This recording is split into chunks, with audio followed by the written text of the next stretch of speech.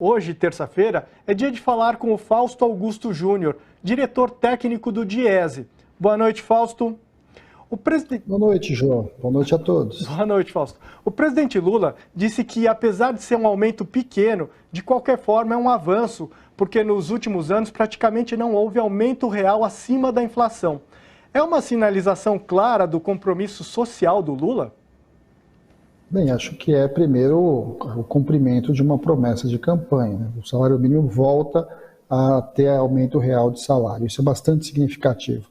Importante também foi o fato deste aumento ter vindo a partir de uma negociação junto às centrais sindicais, que além do aumento do 1.320 que a gente viu, na verdade desenhou a retomada da política de valorização do salário mínimo, que significa a inflação do último período, mais o PIB de 2 anos anteriores. Então, é uma retomada de um processo, né, e de uma política que elevou o salário mínimo em mais de 70% em termos reais.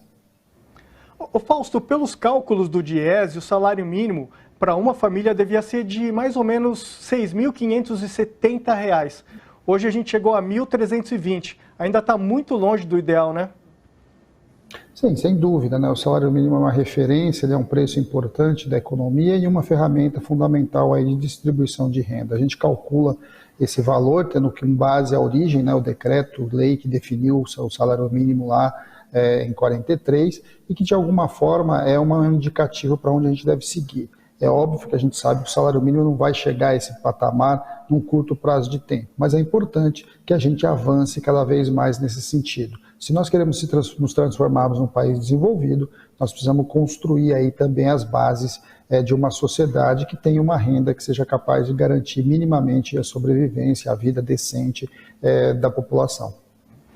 O Lula também sinalizou com a volta da política de valorização do salário mínimo, que já foi adotada nos governos do PT e que ajudou o salário mínimo a subir substancialmente, e por isso uma medida bastante importante. Como é que você avalia essa medida?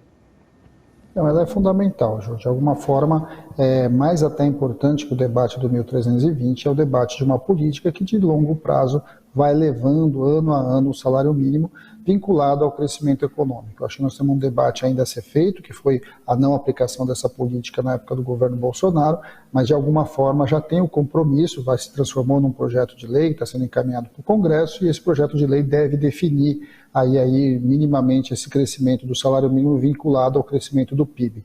De alguma forma foi uma grande conquista e é bom lembrar, de novo, negociado pelo conjunto das centrais sindicais. Uhum.